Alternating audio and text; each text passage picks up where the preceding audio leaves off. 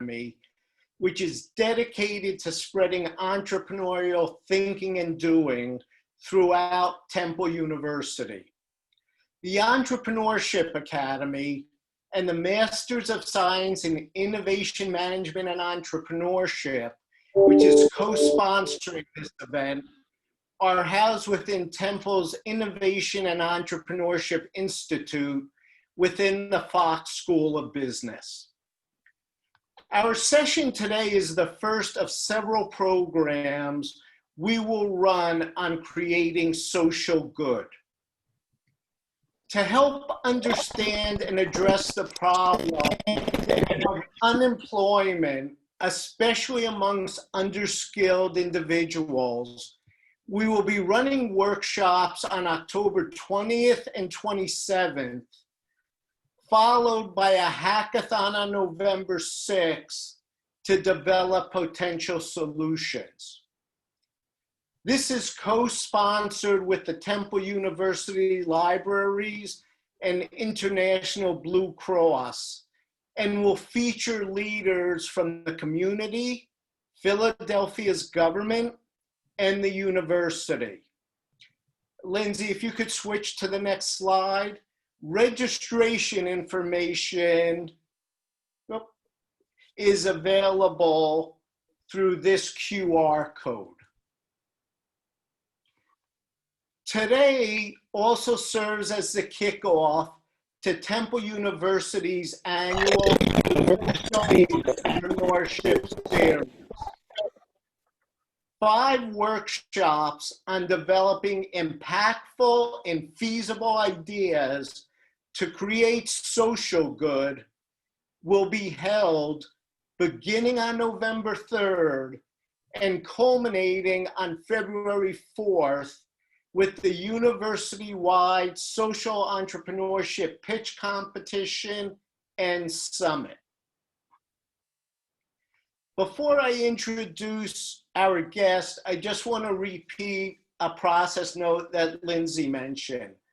Please enter any questions you have during the program into the Q&A box on the bottom of your page, and they will be answered towards the end of the program.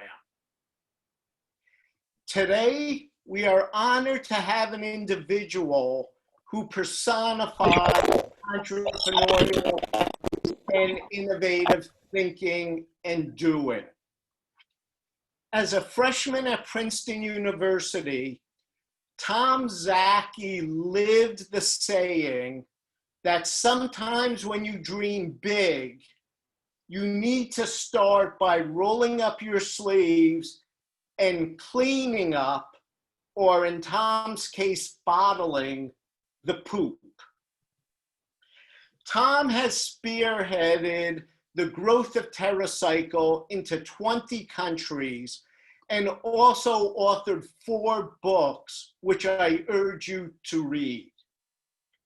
With a number of initiatives underway, Tom and his company have proven that large corporations can and will change behavior when offered new ways of thinking and doing, and that we all benefit from this.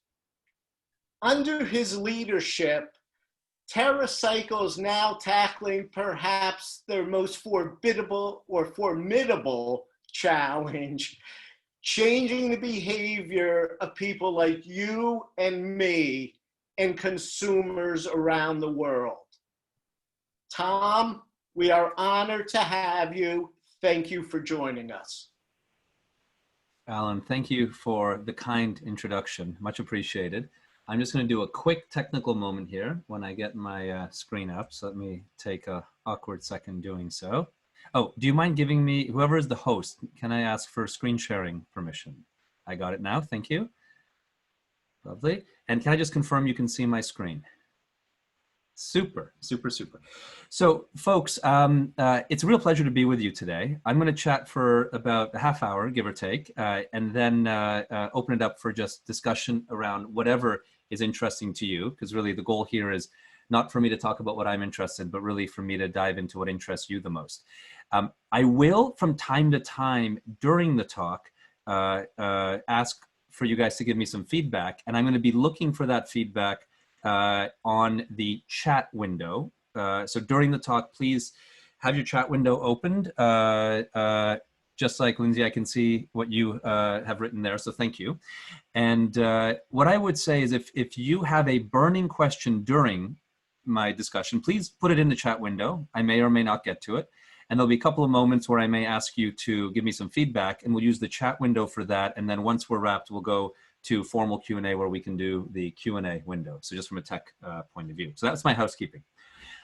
So with that, again, Alan, coming back, thank you for the introduction. It's a real pleasure to chat with all of you today about my absolutely favorite topic in the world, which is garbage. Today, I'm going to talk a bit about, of course, what I've learned about garbage, but what I've learned about innovation, especially also what I've learned about social or purposeful business. Mission-driven, purposeful, social businesses are all synonyms around the same thing. And hopefully, you'll get something out of it along the way. Now, before I go into sort of the whole thing, I want to give you a sense of what this company TerraCycle is today. Now, while we are proudly headquartered in Trenton, New Jersey, we are a global waste management company operating today in 20 countries around the world with local teams and offices. Those are all the countries you see in dark blue. So we have teams and offices everywhere from Auckland to Sao Paulo to Shanghai, London, Budapest, and goes on, all headquartered out of Trenton.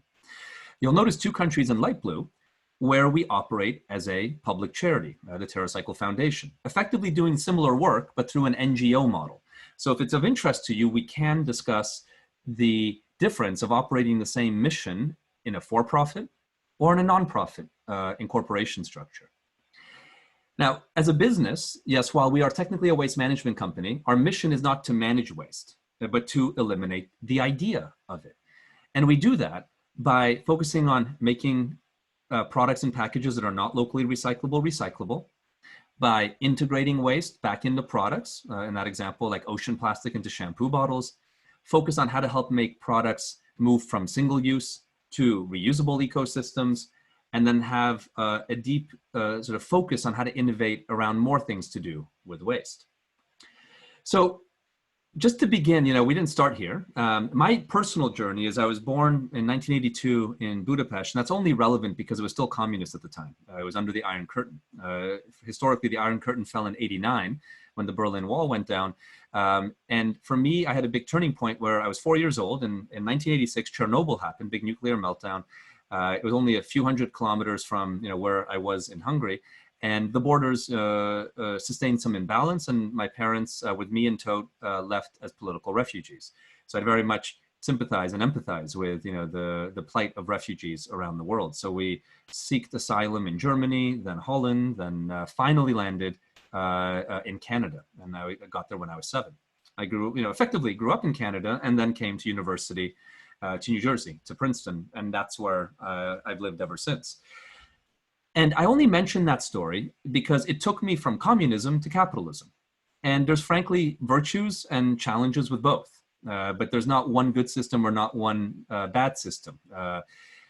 And one of the things that I fell in love with in this journey is the power of entrepreneurship. I absolutely love entrepreneurship. Now, to be very fair to you, at the beginning in high school, that love was all about the selfish trappings of fame and fortune. And that has in a way come. But I remember this big turning point when I landed, freshman year. The first class I took was Economics 101. And the professor gets up on stage and asks me the question to the whole group, a few hundred students, what is the purpose of business? Which is, in fact, an entirely appropriate opening question in Econ 101. So let me ask you, and please use your chat window for this, to tell me how you'd answer that question. What's the point of business?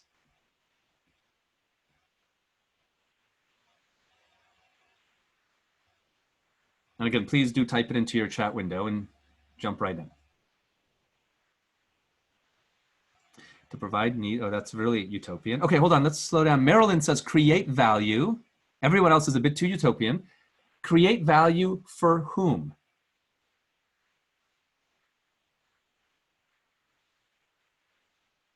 You guys are all really, really utopian folks, and all wrong, unfortunately. Okay, Mark is sort of right, profit, but for who? Value or profit for who? For the shareholders. Mark is right. There you go. Profit for shareholders is the answer that econ textbooks will teach you. And I love that you guys wrote everything you wrote, because I felt probably the way you feel in hearing that answer is, what a bullshit answer that is, right? Like, is that really the point? Is like, how many stakeholders that interact with the business, the customers, the employees, the vendors, you know, and everyone care at all about profit to shareholders? Now, it's not to say profit is bad, but I would argue profit is an indicator of health. If you're profitable, you're destined to last. If you're not profitable, you're destined to go bankrupt or in the, you know, and die in the sense of business. But is it the reason of being? And I really, you know, lost a lot of passion for that answer and wanted to prove sort of the answer wrong and say, no, I want to do with, which is what many of you wrote, is to, with the products or services the business does, make the world better, solve some problems. And that is what I started searching for right after that class. I was just sort of hunting for, is there a business idea? And, you know, usually companies don't have like the photo of the founding moment. We do, in fact. And the story, you know, like I was down in Jersey, and my friend's Pete, who's with the glasses here, was growing plants in his basement in Montreal, and he couldn't really make them work. And one day he calls me, this is spring break, freshman year, and says, these plants are working well. You got to come up and enjoy them. So I drove up, you know, spring break with my buddies. I'm the guy in the hat in that photo. And we had a great evening. And I asked him at the end, you know, how did you make them work? And he goes, well, I took organic waste. And by the way, 50% of the food in the world becomes organic waste. It's unbelievable as a problem. And he said he's taking his kitchen scraps, organic waste, feeding it to worms, and taking the worm poop and feeding it to his plants. And now, I thought that was pretty amazing. Turns out it's nothing new. Gardeners have known this for a very, very long time. It's pretty basic stuff. But to me, as like a 19-year-old kid, that was pretty cool. And then I went back, you know, online and started looking, has anyone, you know, become a big worm poop, you know, entrepreneur? Has anyone cornered this market? Because that's the first thing you do. You check out the market size and, you know, who's the competitors, right? Normal approach. And turned out no one had. So I said, this is it. I want to create a worm poop business. And what fascinated me about garbage, and really it wasn't just like, you know, random, like the garbage thing, is that garbage is a big problem, but it has all these unique anomalies. So let me give you some examples. We live in a society today where we measure our status in society in large part with how much stuff we have, how many cars, houses, and, you know, whatever we have. Our accumulated stuff is a real indicator of our worth today. That's unfortunate, but it is. And yet everything we own will one day be property, with no exception, of a garbage company. Everything. And I really mean everything. Not just like the packaging in front of us, but our clothes, the walls, you know, the windows. I mean, everything we own will be property of a garbage company. What industry can say it's going to own everything one day? And yet, for how big of a concept that is, of owning everything, with no exception, the innovation, which is basically put it in a pile or burn it, is pretty limited and actually getting even worse. And there's a lot of other anomalies. You know, if you study supply and demand curves, well, garbage has massive supply, but negative demand. In other words, you have to pay someone to get rid of it. What commodity behaves that way? And it just goes on and on. So I was like, this is really intriguing academically and from a purpose point of view. So the first thing we had to do was create a method, like a technology, to be able to turn lots and lots of organic waste like this into lots and lots of worm poop. And you'll notice, I'm going to talk about innovation a little bit in the conversation. And some of the things I really believe is this idea of step back innovation. And what I mean by, so I'm just chasing the sun here, by step back innovation is take a step back and understand why a problem exists. And then innovate versus just accept, you know, the problem where it is and then innovate from there. So a good example on that would be if you're going to innovate a new toothbrush, normal innovation would say, well, change the bristles a bit, color them differently, make the bristles stronger or whatever, and now you have a new toothbrush. Or, you know, put a new blade on the razor and call it Mach 6, and you have a new razor blade. But step back innovation would say, what's the purpose of a toothbrush? Well, it's oral hygiene. Then you have to ask the question, why is there even an oral hygiene problem to begin with? And once you start from there, your solution may not even look like a toothbrush. It may be something profoundly different. And so actually the solution to turning this into lots of worm poop came in a moment like that. We were thinking of, you know, how to construct a device, and I was sitting on a toilet and sort of dawned on me, taking a poop, well, what's the purpose of a toilet? Well, it's to get our waste away from us as fast as humanly possible. And is that a noble truth in all animals, that we want to, get away from our waste? And it actually really is. We're programmed to avoid it, which is maybe why there's very little innovation in the waste industry. So this became the first invention, basically a toilet for worms. The worm poop, the organic waste would go into that rotating drum in the back, get cooked a little bit with microorganisms, then go into the center trough and go down into the column, and then spread out onto the conveyor belts in an outward direction. And the trick was to time the conveyor belts in an outward direction at the same rate the worms moved from their poop in an inward direction to the food, keeping the worms just about in the middle. And the thing actually worked. It was pretty amazing, turning 1,000 pounds of organic waste into worm poop per day. It's pretty cool. And no one would invest in the concept, like really nobody.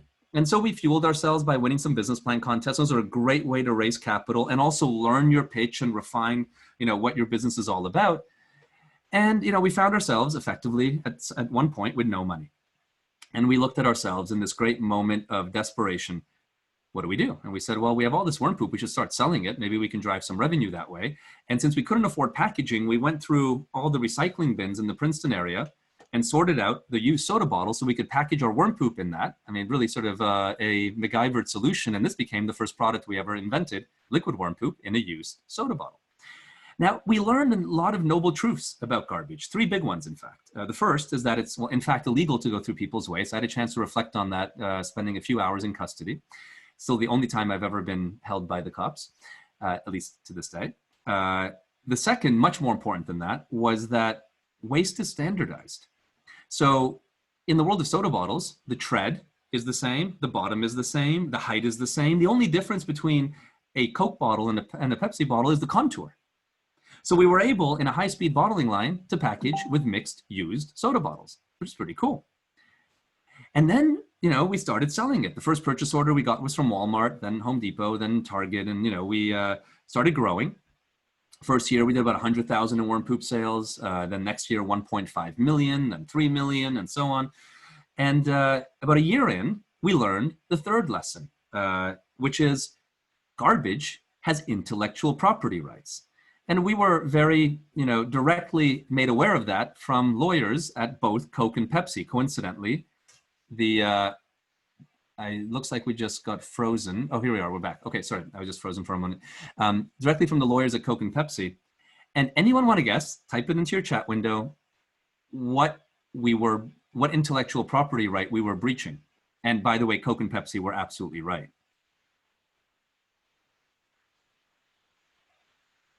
The shape of the bottle, absolutely, that's correct. Garbage has intellectual property rights. By making that TerraCycle plant food, where we were breaching on the trade dress, is what lawyers call it, of the bottle.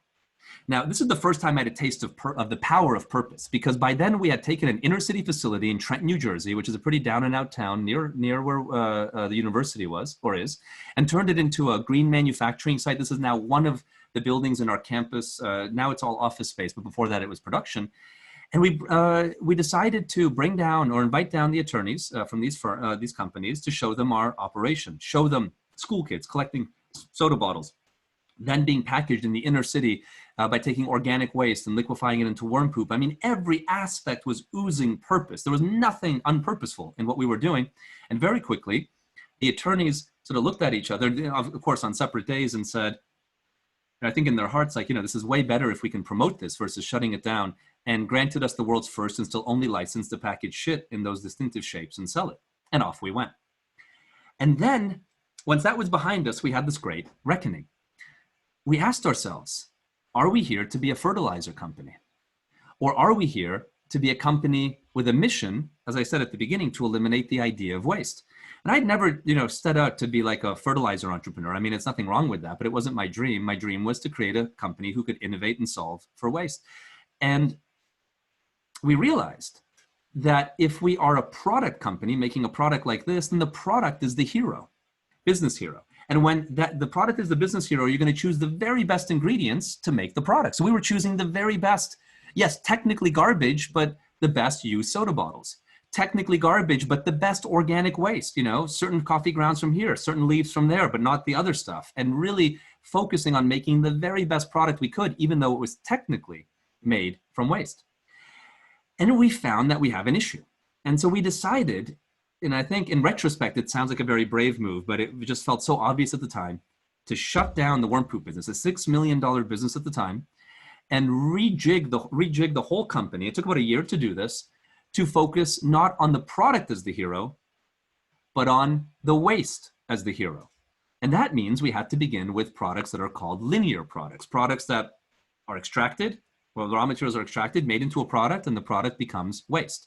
And we had to begin there. And we had to really think about, the first major business question to solve was, how do we turn linear products that are not recyclable, basically products that the only thing you can do is throw them in the garbage, to products that can be recycled? And we took a step back. You'll notice we're going to do this a number of times, and realized, or wanted to ask ourselves, what makes something not recyclable? And in fact, I'm just curious, again, type in your chat window, what do you think is the major reason something is or is not recyclable?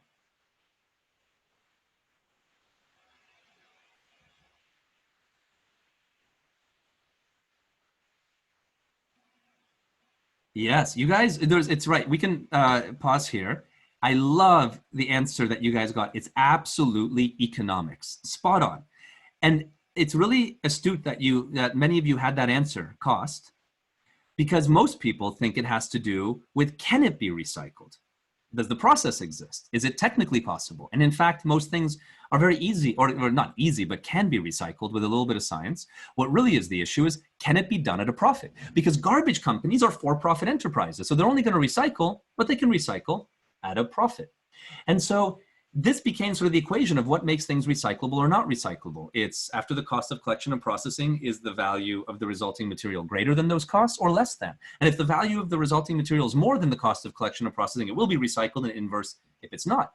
So if that's the issue, we realize, well, the solution is an economic one.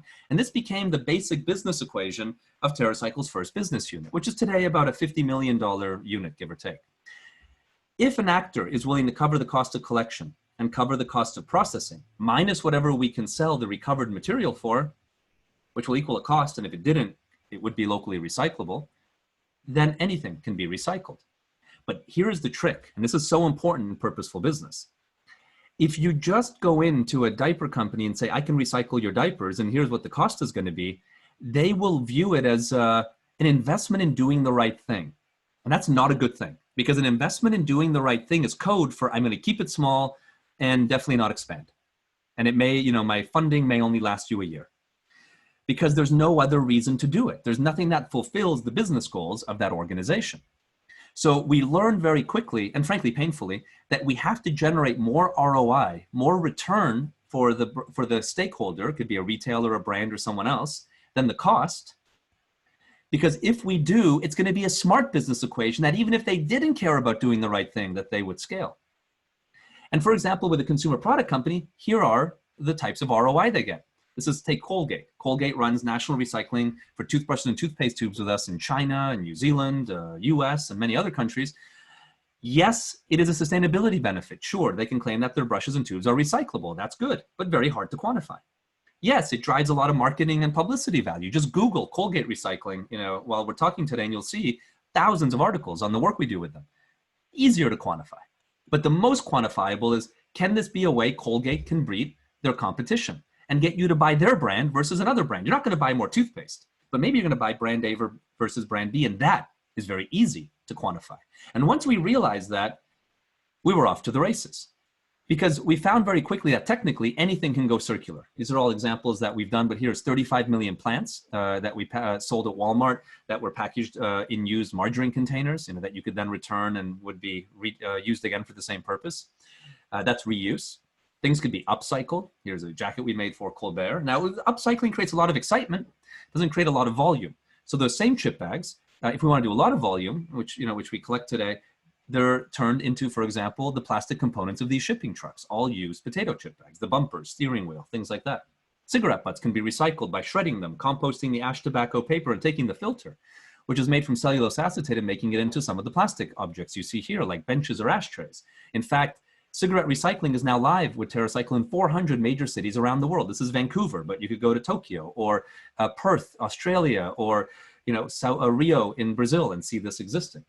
Whether it's aerosol containers recycled in exercise parks in the UK, or flip-flops made into playgrounds across the US, or cosmetics made into gardens. 13 of these have been deployed in food deserts across the United States. And I could spend more time than we have today just showing you examples like this. But that's not the insight.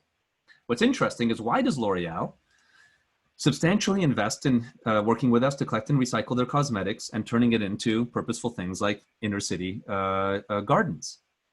And the reason, remember, if we go back to that ROI, is it helps them drive things like this, major incremental displays. This promotion at Walmart, very profitable for Garnier. And basically, you can collect and recycle any branded cosmetic through Walmart, through the TerraCycle program. Every time you do, you get a point, you give it to an inner city, and the inner city with the most points gets a garden, quite literally made from the collected cosmetic waste.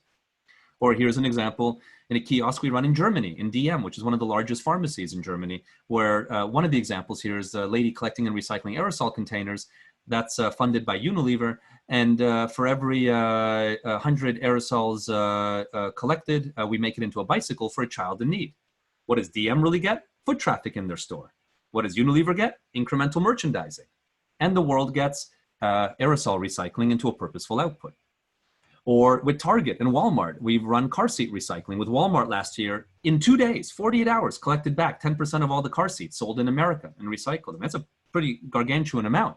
But what was exciting for Walmart is that it drove people into their store that hadn't regularly shopped at Walmart. And that has a really concrete economic value to it. One of the interesting ones that we ran in Japan this year, this is with Aeon, which is the #1 retailer in Japan, and Procter & Gamble, and we're collecting here and recycling home care and personal care waste, and quite literally turning it into every Olympic podium for the Tokyo Olympics. So anything can be done, but the important part if you think about how do you embed purposeful activity into organizations, is not on the virtue of the purpose, but on the virtue that using that purpose is going to accomplish their core goals. And that is way more important if you really want to scale purposeful ideas, no matter what purpose you're focused on. I'm focused on waste, but you may be focused on inclusion or animal rights or climate change or whatever it may be. But don't lead with that. Lead with what solving that is going to, how that's going to help the partner whose funding you're looking for accomplish their goals, which will be different than yours typically. So for example, I mentioned diaper recycling. This is now live in Amsterdam, scaling to a number of new countries next year, like Germany, Benelux, and so on. And think about the business model, because diapers are expensive to collect, expensive to process, and relatively low value on the other side. So the bins themselves, smart bins, are located in front of nurseries who buy Pampers instead of whatever brand they were buying before, or in front of retailers who choose to give big promotional space to Pampers. So just the location of the bin drives brand preference to Pampers. But then as a consumer, when you put in your dirty diapers of any brand, the bin will weigh the diapers and send you back coupons for Pampers. And I know probably very few of you are parents, but if you are a parent, would you switch? And that market share shift makes diaper recycling a profit center for Pampers versus a cost center. And suddenly they want to scale it up. Now, it can't always be done in a for-profit context. So when it can't, for example, in Thailand, we have a number of these devices floating in the canals and rivers in Bangkok today, cleaning up 10 tons of river plastic every week. It's funded through the TerraCycle Foundation. So if we can't make it work in a for-profit lens, that's when we deploy the foundation, but only in those examples. And that gets us to the first part of bending the circular economy, which is let's get stuff collected and recycled. But that's not a full circle. To get it to a full circle, we also have to get companies to make their products out of waste. And the big thing we noted in companies looking at using recycled content is that everyone is approaching it, the idea of using recycled material, from what I call a virgin mentality. What I mean by that is products today are typically made from virgin plastics, like new plastics. And so when a company wants to use recycled plastic, they want that recycled plastic to behave like virgin plastic, hence the virgin mentality. They want it to be economically similar in cost to virgin plastic, and they want it to be the same performance as virgin plastic. And that is very limited, basically to just beverage containers that you put in your blue box. And there's not enough of those to go around. So if you're making a shampoo bottle, you're making it from a soda bottle, not another shampoo bottle. And that's problematic. And there's a lot of supply chains that have plastic in it that are not being turned on because they're not economic to do so or create lower quality material. Ocean plastic is a good example. I mean, I'm sure you're all aware of it, but it's expensive to collect and produces a low quality plastic. So what we realize is a way to create a supply chain. We today run one of the world's largest supply chains for ocean plastic, but not just ocean plastic, inner city plastic, rock and roll festival waste, Aboriginal plastic, river plastic, all these different supply chains that otherwise wouldn't exist. And the trick we found to it is, how do you get a company, like in this case, the world's #1 shampoo, Head & Shoulders, to make a bottle? This example is 25% ocean plastic, to get them to do that. And what we found is you have to rejig the value proposition. You have to tell them, hey, look, take money from marketing, money that you would put in advertising, and put it into this really purposeful material. And by injecting purpose into your product, it'll do the marketing for you. So the marketing spend still does what the marketing spend needs to do, but instead of paying for TV commercials, it's paying for something much more important, which is funding, in this example, the ocean plastic to be able to be put into this product. And that has worked. And it's not just worked for Head & Shoulders, but for so many brands with so many other supply chains that would otherwise never, ever exist. And it can even be exotic, like the oxygen tanks from the top of Mount Everest that are abandoned there, turning into high-end watches. And I mean, again, the list just goes on and on. And that gets us to what you could arguably call the circular economy, which is reliant on making sure we collect and recycle things and making things from recycled content.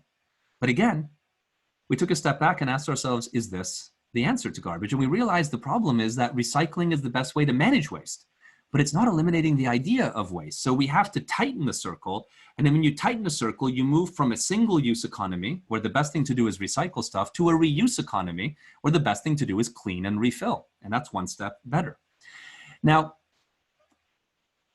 this platform, which we call Loop, only went live January of 2019. It's not even 2 years old. We launched it at the World Economic Forum in Davos, Switzerland.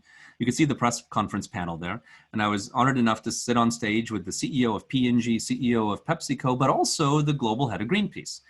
And this was one of the first times ever in these companies' history that they were all agreeing, which was quite amazing. But what really is Loop? And to get to that type of circle, a reuse circle, we needed to take a step back. And we needed to understand what is the root cause of waste. And in writing a number of books on garbage, I would land at the root cause of garbage is the idea of using something once and throwing it away. And that concept only really came about in the 1950s. And really, you can argue that garbage never really existed before the 1950s. I mean, yes, we had outputs, but the outputs we had were useful inputs to some other organism. Garbage, I would really define as something that is useless to the creator and useless to anything else out there. Right? Like think, an animal has the carbon it exhales, but while it's useless to it, it's useful to a tree. It has the fecal matter, or the stuff it puts in a toilet. It's useless to it, but useful to microbes. Human beings back in, 1,000 years ago, sure, had tables that broke, had, all sorts of things that may break at some point, but those were useful inputs to nature. What we've now created is all this amazing stuff that is useless to us when it breaks and useless to nature when it receives it. So the question then was, okay, well, what was life like before the 1950s? And it was a really interesting time. We cobbled our shoes. We mended our clothes. By the way, just for fun, please type into the chat window, yes, if you have cobbled your shoes in the past year. We'll be very generous with that statement. Anybody at all? Thank you, Peggy, for being honest. And thank you, Monica, for doing it. And I love Sarah's answer. What is cobble? Cobbling your shoe is mending your shoe so it can last longer, like putting a new sole on it. But that used to be done all the time. Who's mended their clothes?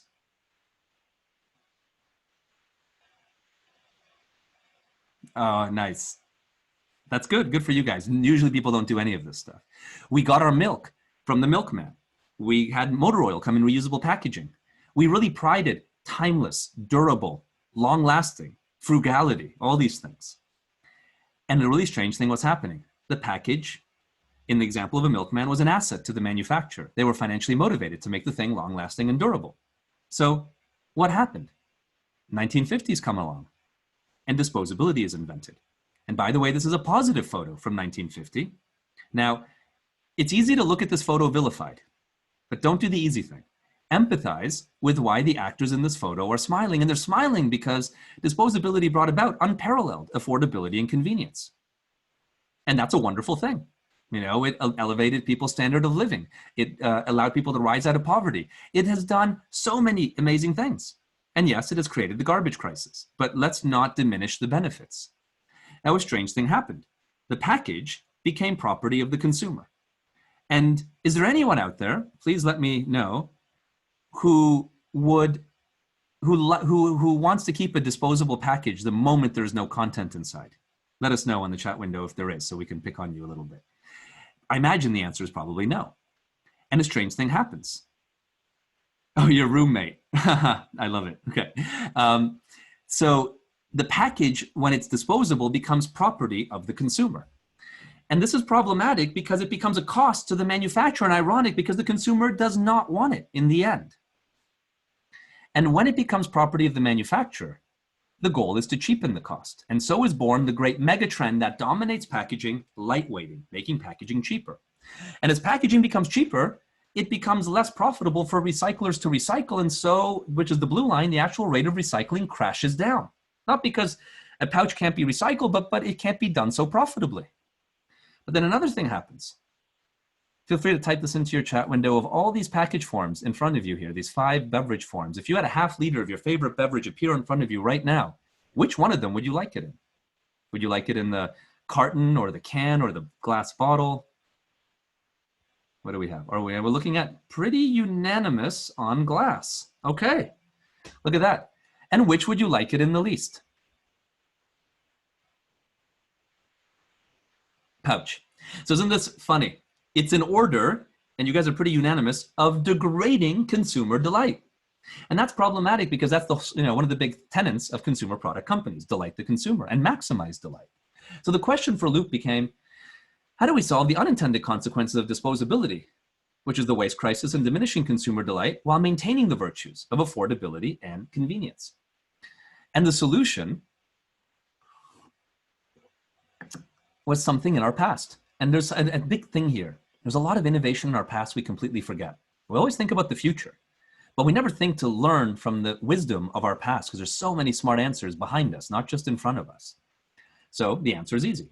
Shift the package from being a cost to the manufacturer and owned by the consumer to an asset of the manufacturer and only borrowed by the consumer. And what you can do then is greatly increase the investment in the package without increasing the price of the product.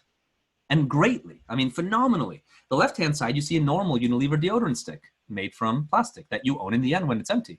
On the right-hand side, you see the Unilever deodorant stick they designed for Loop, which is stainless steel. It's unbelievably beautiful, and it's incredible to touch because it's made from high-end material.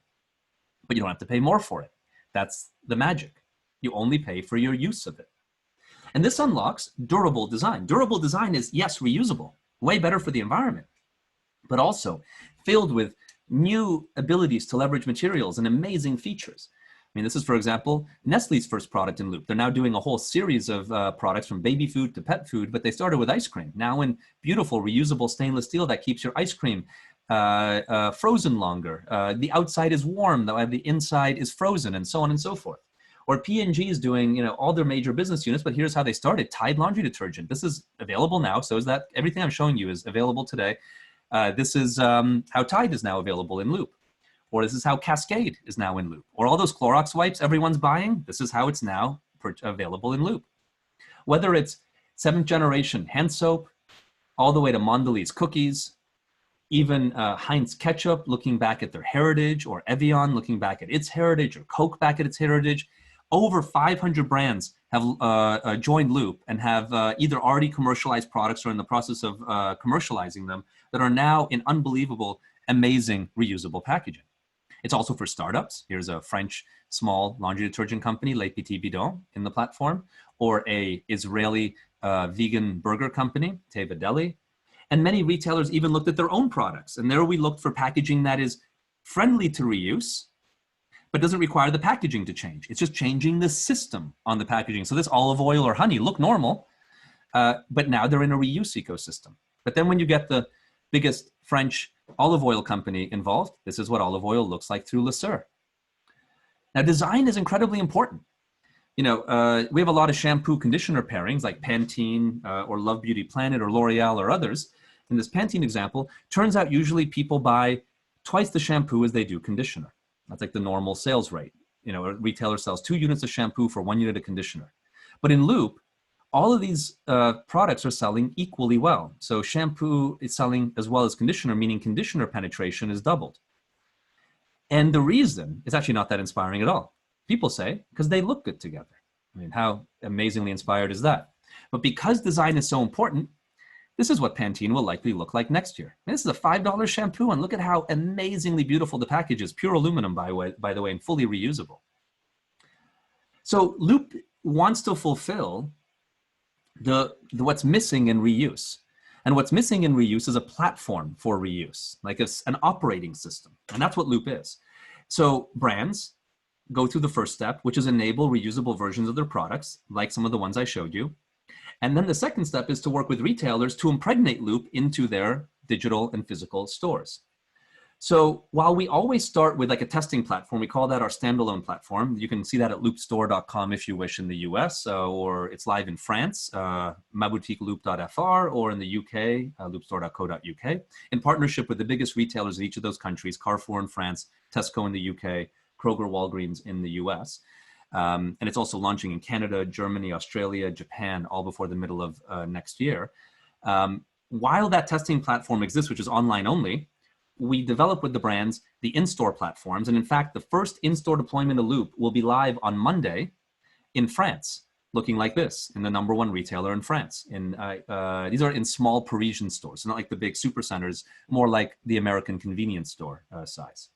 Then early next year, you're going to see it live in Kroger, looking like this, and Walgreens looking similar, and then a bunch of other retailers, even including McDonald's or cosmetic boutiques like The Body Shop and so on. Now, the big lessons we've learned is that people, sure, care about sustainability, but we are selfish, horrible people when we shop. We're pretty sort of evil, I would say, myself included. And we shop for things that are completely self-focused. We shop for convenience, value, and features and benefits. And only to some of us is sustainability even, and yes, Loop is in America, Jason. If you go to loopstore.com, you can see what it's all about. So we shop for value, convenience, and features and benefits. And again, only for some of us is sustainability even a feature and benefit. So what we realized is we shouldn't be changing consumers. I wanted to actually point out something, Alan, you said in the introduction, which is you said, how do we change consumer behavior? And I saved it for now, which is you don't. You can't. You instead focus not just on the consumer as they are today, but if you're really good at it, you assume tomorrow they're worse, not better. And you play into that, because if you can win there, you get them all, right? Our goal consumer, the person we want to fall in love with Loop, I mean, take this as some comedy and no offense to anyone, depending on what side of the political spectrum you are, but I want the person living in the middle of America, man, who wears a red hat, doesn't believe in climate change, to love Loop.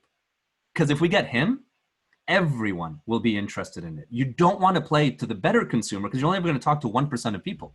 You want to play downward. And that's what real breakthrough sustainability innovations have done. Tesla with the electric car played into performance. They're not in, it's not as much like the Prius, which is about save the world messaging. It's about the Tesla's just a better car. Beyond Meat, it's just a better burger. So good, in fact, you're going to sell it right beside the beef. And that's what's so important in sustainability, because there's some important pieces here. Take this example, it shocked me. 50 to 85, and we're going to be launching reusable diapers in Loop with a big brand in a few months, which is where we got this statistic from. 50 to 85% of American, British, French, and German parents today try cloth diapers.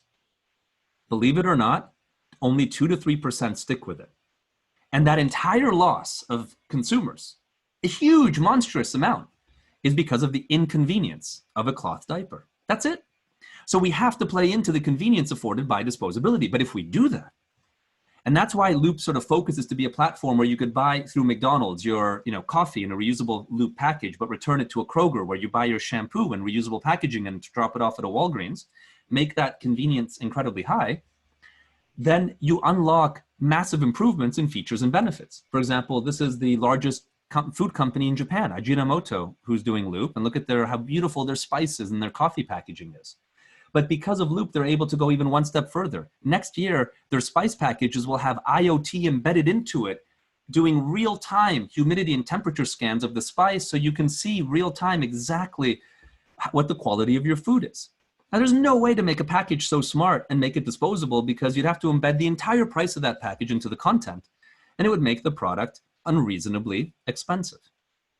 So, what we have really learned along the way here, and there's even more innovation in waste that there's just not time to get into today, is that you can take something, that is a fundamental negative, unlock the purpose within it, but then there's so much more to innovate, because the future of how we live shouldn't just be more sustainable. It should also be better in every way. And that really, I think, will be the recipe of how we bring about a future that is in balance with the world more than it is today.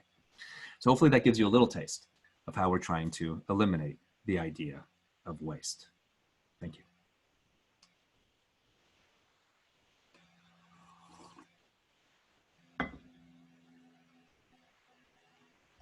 Carrie, you're on mute. I'm sorry about that. I thought I unmuted myself. Thank you so much, Tom. That was fascinating. I teach social entrepreneurship. My name is Carrie Slade, and we talked about Loop and some of the concepts and themes you were mentioning. So I think I'm in charge of questions now. So Lindsay's been putting them into Google Docs. So I'm going to start with some of the questions she's listed there. First, what's been the consumer reaction to Loop? How have people enjoyed it? It's kind of brand new. So what have been people's feedback about it? Yeah, absolutely. So it's been incredibly positive so far. Now, noting we're looking at it in the US, UK, and France are the markets where it's live. In UK, France and US went live in May last year. UK went live just in July of this year, in the middle of COVID. And in fact, was our best launch so far. So look, the high level punchline, then I'll go into some learnings, has been really positive. So positive, in fact, that every retailer we're working with is rolling out the in-store deployments, which is the entire goal of these first launches. So those first launches may at some point go away, like those platforms, and make way for the retailers acting as retailers, where they put it in their physical stores and off we go. And the closest proxy to Loop is really the idea of organic, right? Where a bunch of people got together and created the organic movement to promote better farming practices, arguably for the birds and the butterflies and the bees and so on and so forth. And they convinced manufacturers to shop organic, gave them a stamp. We're doing the same, but giving the stamp as reusable, and then convince retailers to sell those in the store. And that's exactly what we're doing as well. And so far, so good. Now, here's the funny part. Similar to the organic food movement, I've been surprised at the shoppers. So what I mean similar is the number one reason people buy organic food, and there's like almost no second. It's like by far the number one is entirely selfish. It's better for my health. No one buys it for the birds, butterflies, and the bees, which is ironic because that's why it was created. We buy it because we think we're going to be healthier because of that. The most selfish of possible reasons to buy it, all right? And Loop is the same. I thought people would be first attracted because of reuse, but the majority of people are attracted because of the most beautiful versions of the products they love. Now, the cynic in me says, how much do we suck, But the pragmatic point of view is, well, play into that. If that's what attracts people to a more sustainable shopping experience, give them more of that. Like, does it really matter why someone acts that way? I mean, I would hope something, but let me accept everyone for what they are and play into that.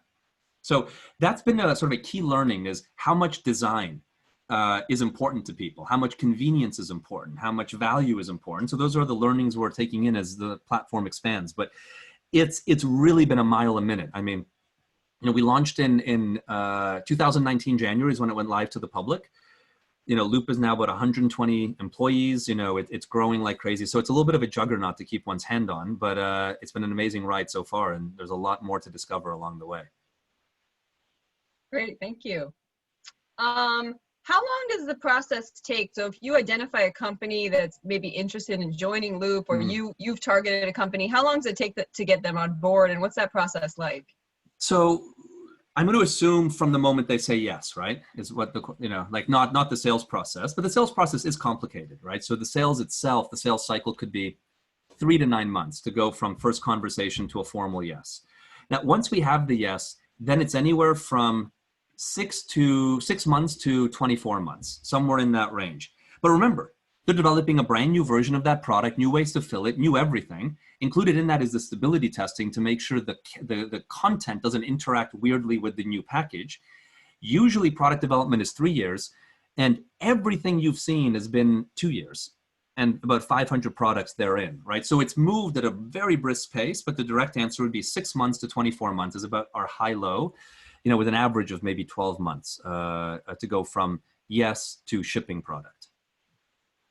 Okay, great. Thank you. Next question. Have you approached e-commerce companies like Amazon about the Loop product and service? What do you think would be the biggest challenge in getting e-commerce companies to join in? We have, absolutely. And I can't speak specifically about Amazon, but that's good news. But in general, we do have e-commerce companies partnering, and some are already live. So Carrefour in France, yes, they have physical stores, which are launching on Monday, but they also have their own e-commerce, which went live in June. So in the Carrefour example, which is a grocery store, you can order now the Loop products along with any normal product you wish. They deliver it to you, but here's the cool part. They will pick up any Loop empties, whether you bought it from them or not, on any next delivery. So that e-com truck, like in the US call it like Fresh Direct, but in France it's Carrefour, that is leaving your home empty is now effectively your garbage truck, taking all your Loop returns. And those then go into our check-in facility. We check it in, sort it out, return your deposits, clean them, and then send it back to the manufacturers who refill them. So what's really exciting is about leveraging existing supply chains. Our firm belief in Loop is we don't want to do anything that already exists. We don't want to make products. We don't want to sell products. We just want to be the missing component. And what's the missing component? Is the waste management function of reuse. But please note, Loop is not about online or in store. It's just about whatever the retailer wants to do, which is a blend of some want to go online, someone want to go in store. So it doesn't really matter, what type of ecosystem they buy in. And they could buy in store, return online. They could buy online, return in store. So very flexible. Great, thank you. Do you see a future for bulk or refill stores? So it's very interesting that you say the question. In reuse, there are many what you would call modalities of reuse. And the simple way to think about it, and we worked with the Ellen MacArthur Foundation to develop this modality structure, is imagine a circle with 4 quadrants, okay? So the quadrants go, do I do it, so the top half would be I do it at home, and the bottom half would be I do it, on the go, so outside home. And then the left-right quadrants would be I refill myself, or it's refilled for me. I return it to the system. Loop is a return from home or return on the go model. It's the quadrant of, the consumer just throws it out at the end, but throws it into a reuse ecosystem to get their deposits back. There it's professionally cleaned and professionally refilled and typically sold to someone else. It'd be very unlikely you'd ever get the package you ever consume back. I mean, not impossible, but very, very unlikely. On the models that are consumer-driven refill, if they're done at home, where the consumer is cleaning at home and filling at home, those have been unaffected by COVID. But the ones that are consumer cleaning and filling, on the go, like a bulk store, have been decimated by COVID. Because of the health and safety concerns, most of those systems have been shut down. Like Starbucks is not, letting you take your coffee cup back to have them refill it. Supermarkets aren't letting you bring your reusable bags temporarily. All the bulk dispensing has been shut down. Hopefully it'll come back, and it's a very important modality. But for now, it has seen some really major negatives because of the pandemic that we're living through. And I have a lot of friends who are entrepreneurs in that area, looking at reuse through consumer-driven refill. Now, we believe that at Loop, we would say that we've chosen not to do that because we don't think that's as convenient as disposability, and we want to make our system as convenient as possible to disposability as we can. But it has a role in the ecosystem, and a very important one, and hopefully it'll come back strong after COVID. All right, great, thank you. I guess on that cleaning point, someone asked pointed out a major issue with recycling is the cleaning of the materials. And you probably know the United States has historically had very dirty recyclables, Sure, which has been hard to work with. How's TerraCycle been able to overcome that cleaning issue? How do you clean the product? In recycling? Yes, money, right?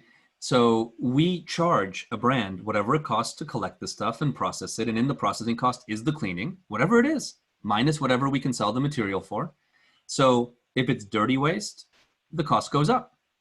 If it's cleaner waste, the cost goes down. But what is different about us is we don't rely on the only value input as the value of the material when it's sold. That is the unlocking mechanism. So that extra cost of cleaning is no big deal. It's just absorbed by the partners who pay the fee, whether it's an individual consumer buying a zero waste box from us, all the way to a brand funding a recycling program. Great, great. Thank you. What was the process to figure out how to get the containers back and safely clean them without a higher associated cost? You might have just answered that. So you're saying TerraCycle or Loop doesn't bear any so of there's the two different ones here. Yeah, and if I can compare and contrast, I answered the question that you just asked in the context of TerraCycle, which is recycling. Mm-hmm. I'm now going to pivot. I'll do the opposite to answer the question on reuse because it's different, right? In recycling, we're cleaning off the crud to be able to create a good plastic, right? To make the plastic sellable, clean off the applesauce on a baby food pouch.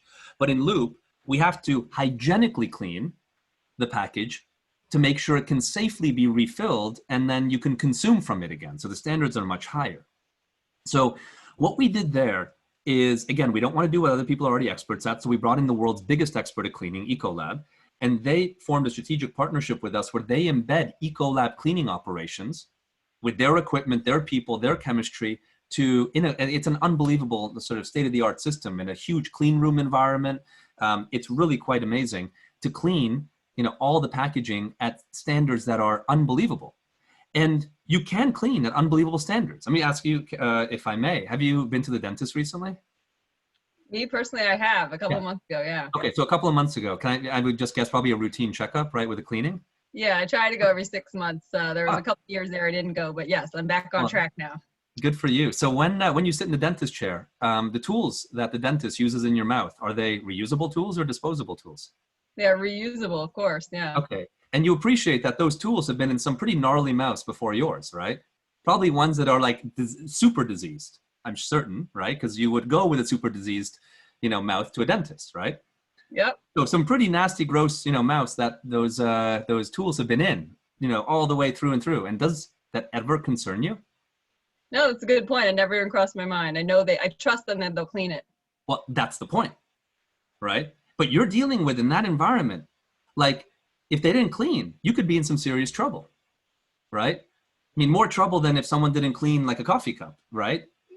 And so you can clean at incredibly high standards, surgery level standards. It's about the systems you apply to it.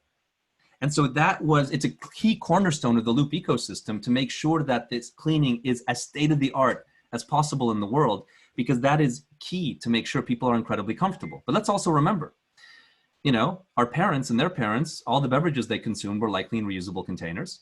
This is the way the world was. So it's not that far from, it's not impossible to bring it back. Great. Someone asked, most products, I guess the recycled ones, only use about 25 to 50% post-consumer waste. How can we bring the potential up to 100% post-consumer if that's, profitable? So the reason that there are upward limits on the amount of recycled content that you can put into a product is that we are approaching product manufacturing from, as I mentioned earlier, a virgin mentality. So for example, in that Head & Shoulders bottle I showed you, we could only get 25% ocean plastic in because any more, the bottle wouldn't function in that particular form. It wouldn't squeeze well, it wouldn't pass drop tests. So the only way you can get to 100%, but you have to redesign the bottle into the capabilities of the waste, not inject the waste into the capabilities of the bottle, right? So if you're gonna keep the bottle design static, that was designed with virgin plastic and ask that bottle to be made from recycled plastic, you're gonna hit upward limits. The way to stop that is to design the bottle into the capabilities of the waste. And then you get there. But you will increase cost, right? And this is the big tension point, which is that in the end, now Loop with volume, we'll get to price parity on most things. But, as products get cheaper and cheaper, it's hard to necessarily, in that price constraint, make them as sustainable as they need to be.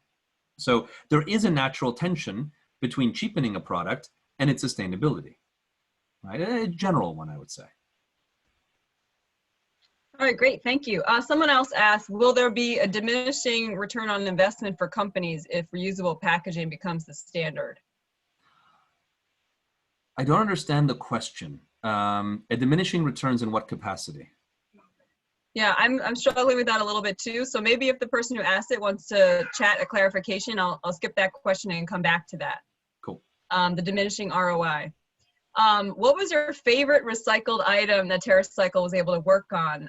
For example, the Doritos jacket for Colbert or school playground. What was your favorite product? I love the nasty stuff. So I loved our recycling program for used chewing gum in Mexico, dirty diapers, and actually FemCare as well in Holland, or cigarette butts. I like those because those are taboo. And if you can do those, because they're gross, they're nasty, about as gross and nasty as you get, then you are sort of, everything is plausible in someone's mind. It sort of breaks down walls. So I love those types of waste streams that sort of break down people's perception. Great. And so the question was clarified a little bit, and I actually thought the same thing. The person was asking about the marketing value is really the return on investment that you emphasize. And my question was similar, that if you emphasize it as a competitive advantage right now, if every company moves to reusable packaging, does that return on investment? Oh yes, that's very clear. Yes, it does. But this is the beauty of creating movements. So in coffee capsules, we saw this. We first started working with Nespresso. Nespresso created, landmark recycling programs, many of which they manage themselves, and it's amazing. Then other coffee capsules companies saw Nespresso's recycling program and emulated that. Tassimo, Dolce Gusto, Illy, Flavia, a number of these capsule companies. And we're the world's largest coffee capsule recycler. And we now get calls from coffee capsule brands saying they can't get into retail unless they have a recycling program. It created sort of a new standard. It's what the Rainforest Alliance has done on coffee, right? It's made a new standard. So at the beginning, the first mover gets the biggest differentiation. Then you diminish return, ideally to the point where at some point you have to have, if it's reusable, a reusable product or a recycling program. You just have to have it. It would be, it wouldn't make sense not to. And then it's sort of like you have as a basic baseline to play, right? It doesn't become a differentiator anymore. And that's the difference between if you're the first to market or the last to market, depending on where you enter in an innovation cycle. Of course, it's riskier the closer you are to first to market, but it's also the biggest potential benefit. Great. What advice do you have for a college student who wants to significantly impact the health of the environment? From the purpose of individual or the purpose of what you can do in starting a business? It doesn't specify, but I would say any words of inspiration or potentially opportunity that you've seen Yeah, if you're going to approach it as a college student from the perspective of what can I start, I hopefully have shown you that there's a lot of power in starting a purposeful enterprise, whether it's for-profit or nonprofit, but leading with purpose and then figuring out how to do that purpose at a profit. Hopefully you've seen some good inspiration there, and I would really lead you there. And then I would recommend stop thinking and just start, because even us, we started as worm poop, and look at where we are today, tied in stainless steel containers, as far away from worm poop as you can possibly imagine. Although ironically, that worm poop product could go into loop quite appropriately because it's reused. But net, it's the idea will evolve. So just start. Stop thinking and start. There's too many entrepreneurs who muse all day about, will this idea work, will it not? Just to begin, the market will tell you what works, then you shift. And then the market will tell you again what works, and you shift, and you keep shifting, and you keep discovering. As individuals, the biggest thing we can do is have a fundamental reflection on our relationship with the idea of buying stuff. Do you have goals of taking either one of the companies public, or what would be your future, corporate goals for each of the companies? Yeah, look, our corporate goal is to keep growing. We've had 16 years of straight growth. We've never had a year of down revenue, and we continue, this year, even with COVID, will be no exception. So we're just really excited to keep growing and continue to do so. We could be a very interesting public company. I can't really probably legally say more than that, but but we would be probably a really interesting IPO, and we're in the the revenue scale where that would be really reasonable to consider. Yeah, you know, so yeah, we hope to, I mean, that's the direct answer always in business: bigger, bigger, and bigger. And that's sort of a problem too, by the way, is that business has no end to its appetite, right? Now, in my world, I can smile because the bigger we are, the more purposeful we become. But there's a truth in that issue, which is, isn't it interesting that it's never enough? Interesting. And I think probably our last question for today, and we do have the other questions, so we'll send them to Tom afterwards. How are Loop and TerraCycle intertwined? Do they work together officially, or how do they interact? Yeah, so Loop is, TerraCycle has 3 major divisions and about 4 emerging divisions. We didn't have a chance to talk about any of the emerging divisions, but we'll save that for the next time we connect. And Loop is our third division. But it is also a company that we've been able to raise independent capital into. We just are finishing a $25 million capital raise. It's basically, I think we're about 90% complete on it. So we are able to raise capital into Loop. Loop has like distinct employees, but it is a division of our business, right? So what that means is, like, in my role, I work for both Loop and TerraCycle, but there's then certain team members who only work for Loop or only work for TerraCycle, just like any division of any conglomerate out there. So that's the best way to sort of look at it, if you will. Okay, great. Well, we do have many more questions, but all good things must come to an end. And like I said, we will send those questions out. So thank you so much. I just have a couple of announcements. If you could all stick around for just another minute or two, and then we have a survey we want to share with you. So thank you very much, Tom. That I'll was say really goodbye. Thank you guys so much. And, very enjoyable. Lovely. Have a good one. Bye. All right, so I just have 1 or 2 announcements for us. As Professor Kersner mentioned in the beginning, this event was co-sponsored by the Innovation Leader Speaker Series, and we at the Innovation and Entrepreneurship Institute run a master's program or certificates in innovation management or in entrepreneurship. So if you're looking for the next stage of your career and you want to potentially get a master's degree in these topics, that might be the program for you. We will send out the slide deck so you can get those QR codes. We also have a number of events coming up. You can, again, scan those QR codes. Roseanne Rosenthal later this month, talking about innovation ecosystems in the region.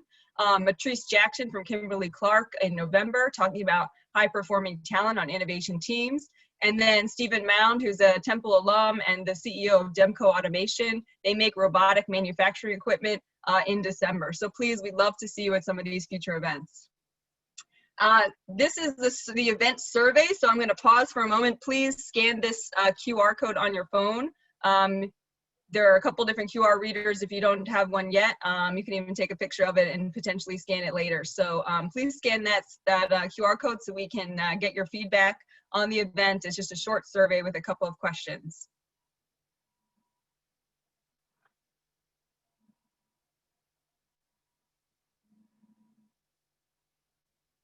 All right, I'm going to give you 10 more seconds to scan.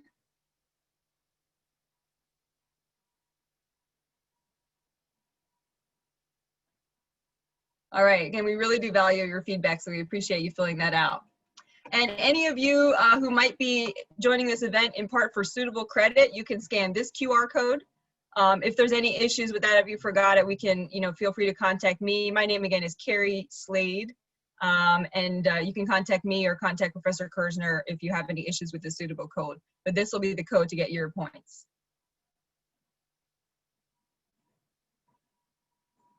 And this is being recorded. I do believe we will send out the slides and the recording. So you should be receiving a follow-up email from us. Okay, that is all I have for you today. So thank you so much for joining us. Again, this is part of this Professor Kersner's Temple Entrepreneurship Academy Social Entrepreneurship Series. So if you're interested in social entrepreneurship, there's a lot more coming up. Professor Kersner, do you want to say any closing remarks? Thank you for attending, and I'm amazed at how much I learned listening to Tom, and I hope it was valuable to all of you. Yeah, definitely. And hopefully we can all sign up for Loop in the near future. Have a good night, everyone. If you have any last remaining questions, put them in there and we'll send them out to Tom.